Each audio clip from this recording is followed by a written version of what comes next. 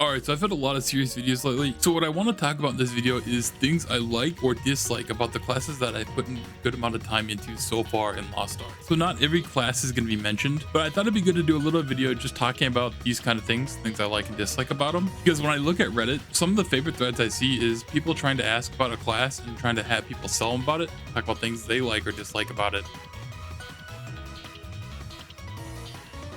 We're going to just go down the line, starting off with Bard. Now my Bard's build is based off swiftness, and beyond that it's just pretty standard. The one thing I really like about Bard is its skill versatility. To most people there are about 6 mandatory skills, well then there's 2 floater spots where you can swap things around. So you can use those slots for like stagger, an extra counter, more meter gain, or you can go build the double marking skills for higher uptime. Ironically, this is also a blessing and a curse. The curse being that you had to swap around these skills, or you had to buy additional loadout slots for your skills, which is expensive in blue crystals. And then another thing I really like about Bard is the fact that you can get armor on some of your skills. This allows you to cheese certain mechanics, which is just kind of nice to have. Now the thing I dislike most about Bard is how it uses the meter. So even though there are 3 bars, it's an all-in system. So if you only want to drop a 1 heal, you can only do that if you only have 1 bar filled. If you have 2 bars filled, you have to drop a 2 bar heal. And obviously the same goes with 3 bars, and then also the same thing applies to the buffs. The only other downside I can consider for a Bard is the fact that it doesn't have a cleanse. Yes, it has a next debuff prevention on Guardian Tune, but no outright cleanse.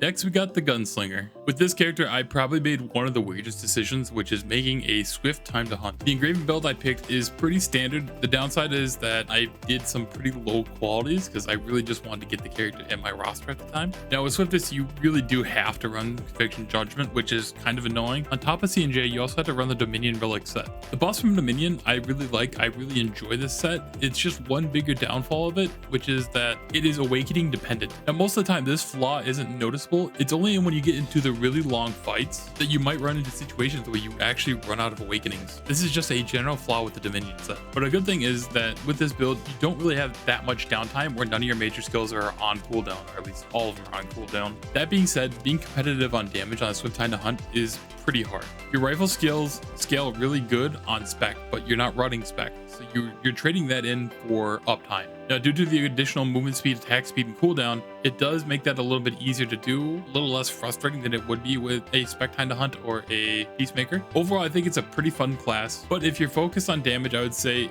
spec TTH or peacemaker would be a better choice. And I guess something to keep in mind is that even if you are running time to hunt, you're generally going to run a peacemaker level 1 engraving on top of it. So pretty much every gunslinger needs to know 2 different rotations for the execution phase of the peacemaker engraving. And lastly, if I were to ever rebuild this character, I would probably go peacemaker, but the truth is this character is probably going to be going off the roster for Aeromancer, so I have no reason to really update it.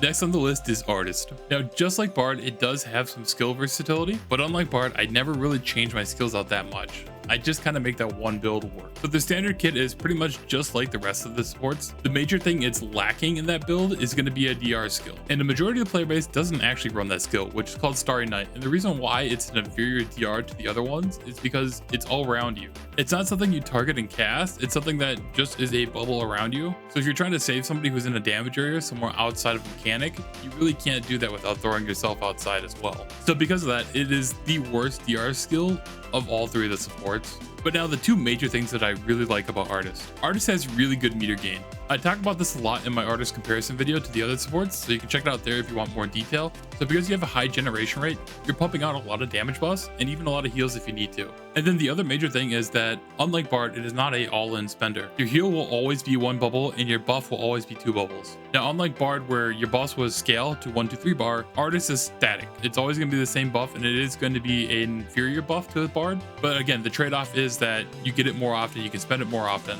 And hands down, I prefer Artist over Bard when it comes to meter anytime. Oh yeah, and Artist is also really good at babysitting the one guy who stands in every mechanic. Since the heal is a small AoE and then the interactive heal that heals 1 person who picks it up. And their stagger is also really good too.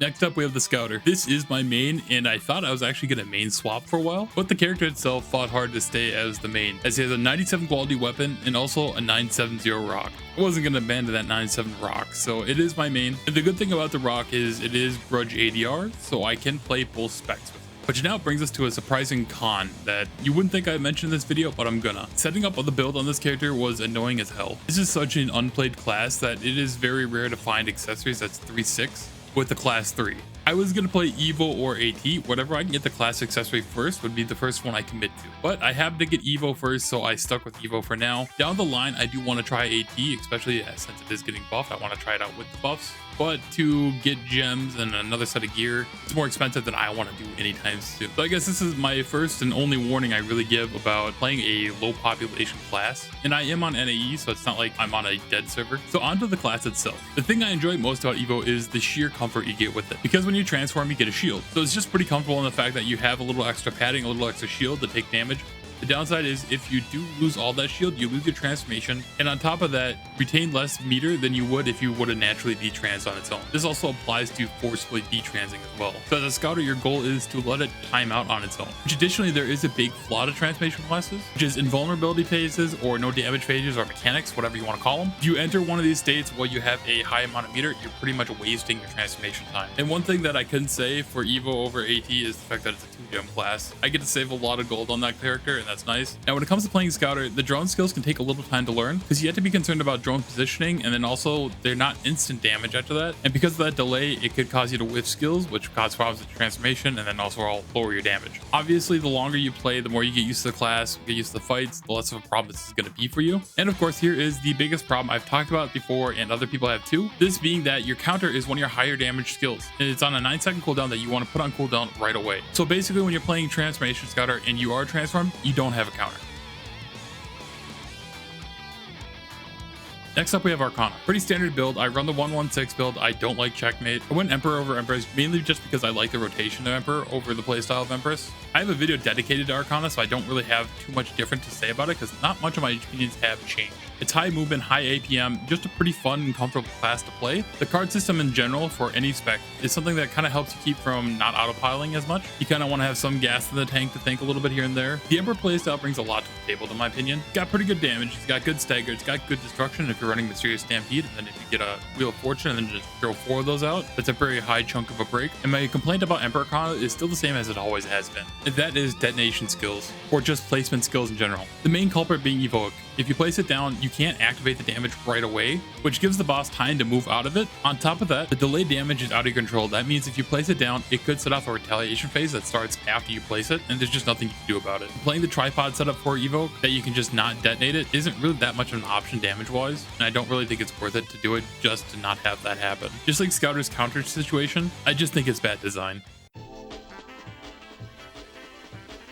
And then the last of my roster 6 is now the Slayer. Slayer is basically what I thought it would be. It's how I expect it to be, which is playing a better transformation class. When I talked about Scouter earlier, I mentioned that it basically gets cooked by mechanics. If I get a no attack phase, a cutscene or whatever like that, you can't attack, that gauge runs out, and then you gotta regain your meter. For Predator, you only have to gain your meter once. After that first use, you're put into a cooldown phase after every use, and then it automatically refills. On top of that, the more you attack during your transformation, the lower your cooldown is gonna be. In theory and in practice, this has reduced the amount of downtime with the class, because there'll be a lot of times where you might lose your transformation during this cutscene or whatever, but you're also losing most of that cooldown during it as well. It's very well thought out and well designed in my opinion, and it's why I play Predator. Though I do love that Z skill on Punisher, I will say that. But coming up with some cons for Slayer, some downsides, I really don't have too many when I think about it. It would probably be the pretty standard that you had to back attack chase, but with your transformation and also your Swift class, it's not as bad as it could be. There aren't any skills that I particularly think they're bad. You run 2 counters, or at least you can. It's got good stagger, it's got good destruction, good damage. I guess the only really big downside I can think of is the one that Korea has, is that it lacks skins. That's really about it. Well, I guess you could argue that it is a expensive class right now because it is the newest class. It is flavor of the month. Those books are coming up at 15K right now as of recording the video.